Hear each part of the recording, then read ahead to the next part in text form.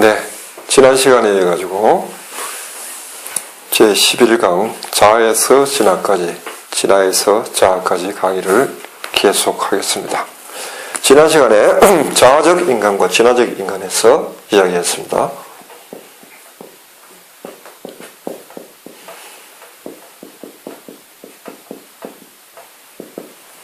자아적 인간과 진화적 인간은 같은 인간이지만은 전혀 그 행위의 원리를 보면은 전혀 다른 종류의 인간이다 라고 이야기했습니다. 이거는 마치 아날로그식 인간이라면 진화적 인간은 디지털식 인간이라 하고 그 행위 원리가 전혀 다르다고 얘기했습니다.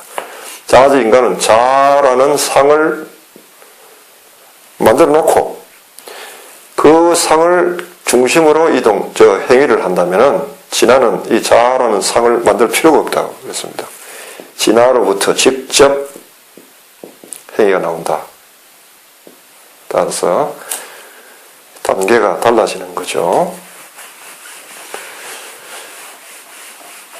그래서 자아적 인간과 진화적 인간 이 사이에 진화적이면서 자아적인 인간상이 있다.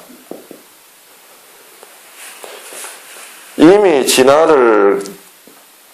안에 안주하면서 나가 이게 빛 안에 있으면서도 아직까지도 옛 습성 나를 중심으로 이 자아락하는 이 주변의 여러 것들의 관계 속에서 나를 체크하고 하는 시공간 의식을 바탕으로 한 이 나의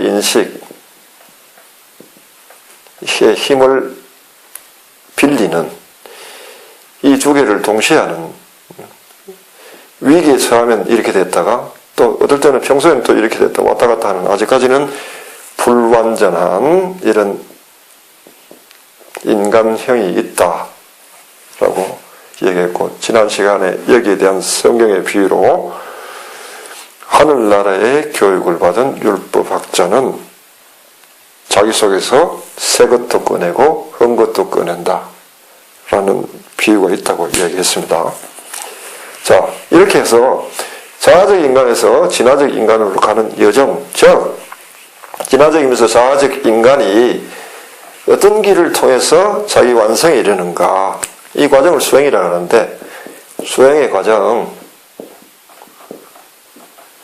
어떤가, 여기에 대해서 묘사해 놓은 책이 있습니다. 바로 성경인데요.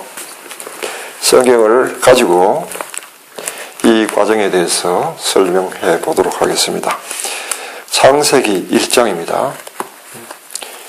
창세기 1장에 보면요, 한번 읽어보죠. 한 처음에 하느님께서 하늘과 땅을 지어내셨다. 땅은 아직 모양을 갖추지 않고 아무것도 생기지 않았는데 어둠이 깊은 물 위에 뒤덮여 있었고 그 물 위에 하느님의 기운이 휘돌고 있었다. 자, 이게 무엇을 묘사하냐 하면은 자아의 아상이 타파된 상황을 이야기하고 있습니다. 우리 이걸 공체험이라고 했죠? 공이라고 했습니다. 이거는 어둠 체험이고요. 나가 이 아상이 나락하는 아상의 근거가 깨져 버린, 즉 시공간 의식은 있는데 의식은 작용을 하는데 인식이 안 되는 거죠. 나에 대한 인식이 이루어지지 않아 가지고 공중에 붕 뜬 기분이죠. 마치 우주 속에 미아가 된 기분이에요. 디디고 있는 땅이 사라진 그런 기분입니다. 그래서 나는 누구인가? 나는 어디에 있는가? 어디로 가는가? 이런 질문을 끊임없이 자기 속에서 하게 되고, 그러나 내가 어디 있는지 현 주소를 파악이 안 되기 때문에 아무것도 할 수 없는 그런 상황입니다. 이걸 공체험이라고 하고 어둠 체험이라고 하는데요. 바로 진화 체험이 있기 바로 직전에 있는 체험입니다. 여기에 대한 묘사가 바로 창세기 1장 1절의 묘사라는 것입니다. 여기 보면 뭐죠? 땅은 아직 모양을 갖추지 않고 땅이 없다는 겁니다. 땅이 꺼져버렸죠. 없어져 버렸죠. 사라져 버린 거죠. 아무것도 생겨나지 않았다. 이게 사라지면 모든 것이 어둠으로 체험되기 때문에요. 세상 안에 있지만은 세상에 있는 것이 아무것도 의미 있겠다고 하는 게 아무것도 없습니다. 그래서 어둠으로 체험된다는 겁니다. 어둠이 깊은 물 위에 뒤덮여 있었다. 그런데 물 위에 하느님의 기운이 휘돌고 있었다. 사실은 어둠은 사실은 빛인데 우리 안에 어떤 이유로 빛이 어둠으로 착각이 일어난 거죠. 착시 현상이 일어났단 말이죠. 그래서 빛이 어둠으로 보일 뿐인데 실은 빛이라는 거예요. 실체는 빛이란 말이에요. 어둠은 뭐예요? 그러면 현상이라고요. 현상. 현상일 뿐이라고. 실체는 빛이지만은 어둠에 대한 이 착시 현상, 착각이 사라지지 않는 한은 빛은 어둠으로 보일 뿐이죠.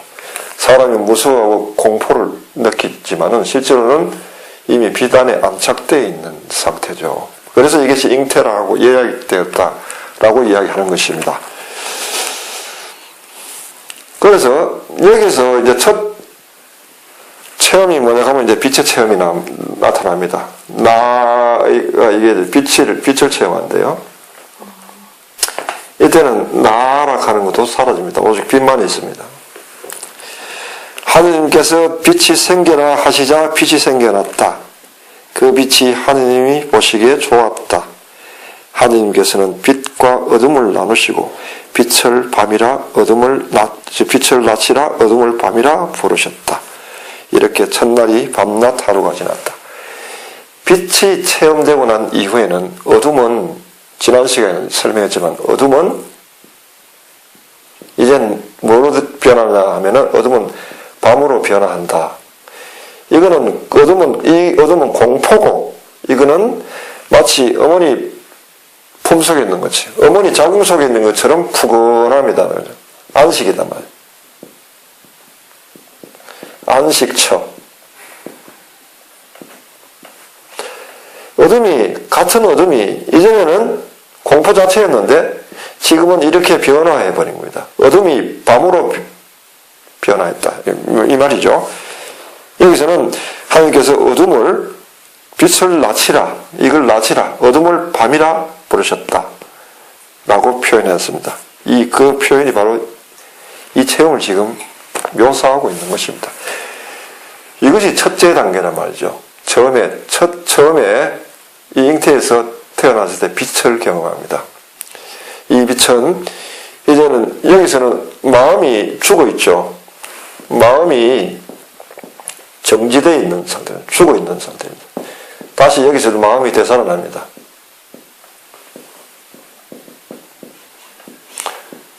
그 마음으로 경험하는 세상은 그 다음에 동시에 또 세상이 보이죠. 세상이 보이는데 세상 모두가 빛으로 경험됩니다. 모든 것이 살아있는 체험이 일어납니다.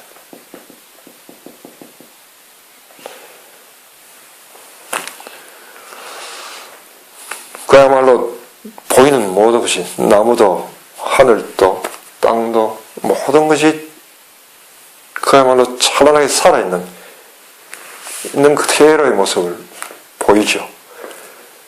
물론 사람의 마음도 모든 것이 꿰뚫어 보입니다.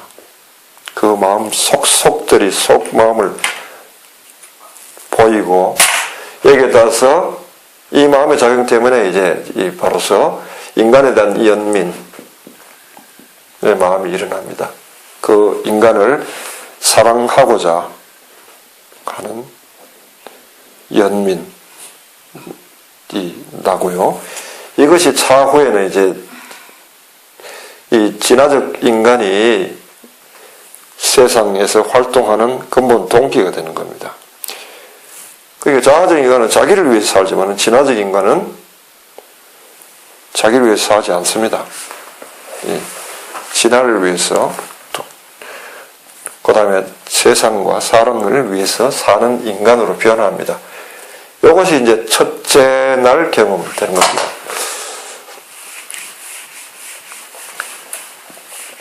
아, 그게 첫째 날이에요? 그렇죠. 창세기 1장에 비교하면 첫째 날에 비교가 되죠. 창세기는 이런 밤낮의 경험을 6단계로 설명하고 있습니다. 그래서 창조, 첫째 날, 1일, 2일, 3일, 이렇게 해가지고 6일까지 창조가 되고, 마지막 7일은 쉼이, 완성에 이르는 거죠, 완성. 더 이상 할 일이 없어진 거죠. 이렇게 첫째 날은 빛이 창조되고, 둘째 날은 하늘과 바다가 갈라져서 되고, 셋째 날은 땅이 창조되고, 그 다음 넷째 날은 또 뭐 하늘에 뭐가 있고, 다섯 날은 바다와 땅에 뭐가 있고, 여섯 날은 땅 위에 있는 짐승들이 집짐승, 길짐승, 들짐승, 그 다음에 인간의 창조가 있고, 인간은 여기에 창조됩니다. 그 다음 마지막에는 하나님이 쉬셨다, 이렇게 되어 있죠.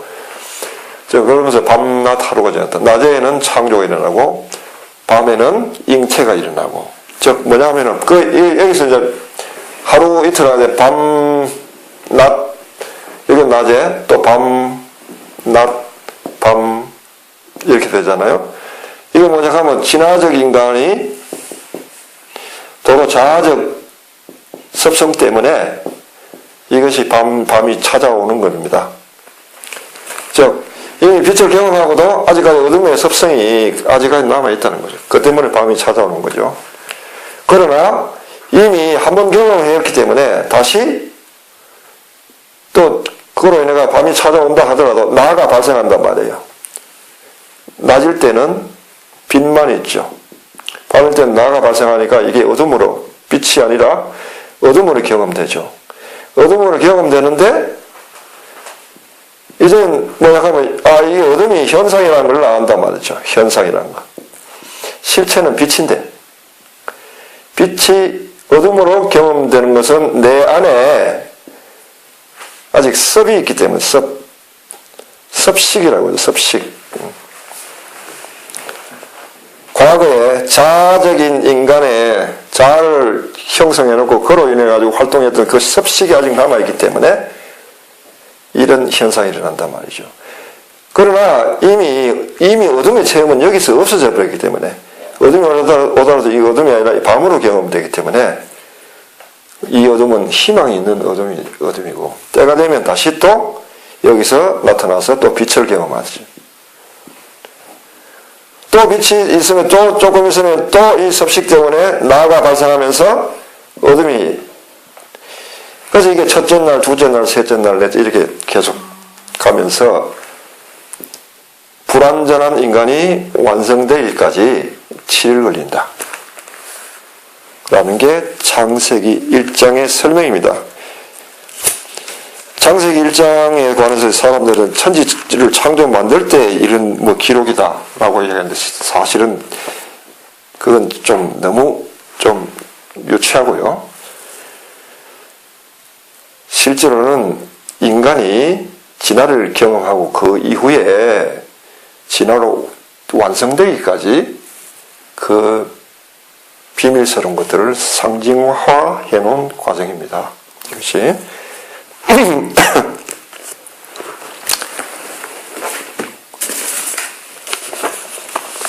자, 이렇게 해서 이제 밤낮 하루 가는데 이제 첫날은 빛이 생기고 둘째 날 하늘 바다는 뭘 상징하는지, 그다음 셋째 날 땅은 뭘 상징하는지 이제 그냥 알아들어 가야 되는 거죠. 뭐 여러 가지 많이 있을 수 있습니다. 뭐 나락하는 자아가 이거지. 나락할 이게 실체가 아니고 그림자구나 하는 각성, 올바른 각성이 일어나죠. 각성이 일어나면 이제까지 그림자를 나로 실체로 여기에 왔던 그 그릇된 식이 깨지죠. 각색이 나면서 깨지고, 이런 것도 하나의 체험이 될 수 있고, 그 다음에 점점 보면은 여러 가지 뭐 생각의 섭이라든지 생각이 가진 섭, 생각의 섭 때문에 이것이 계속 반복이 되는 겁니다만은, 경험적으로는 이미 빛을 경험했으면서도 아직까지 생각적으로는 아직까지 따라오질 않아. 생각에는 아직까지 옛것을 따르는 거죠. 마치 이런 걸 두고 모작하면은 한양에서는 벌써 고려가 무너지고 조선이 들었었는데, 저쪽에 제주도에 있는 노파는 아직도 고려에 충성한단 말이에요. 고려왕에 충성한다고. 세상이 바뀌었는데도 아직 그 소식이 전달이 안 돼가지고 옛왕국에 충성을 하는 이런 꼴이 된다면 내 안에서 일어나는 것이, 이런 것이 섭식 때문에 일어나죠. 이런 것들, 그 다음에 뭐 5가지 오관을 통해서 활동하는 것들이 오관이 공하다는 거, 불교에서 말하는 오온계공이라 이야기하죠. 오온이 5가지, 그러니까 색수상행식, 오온이죠. 오온이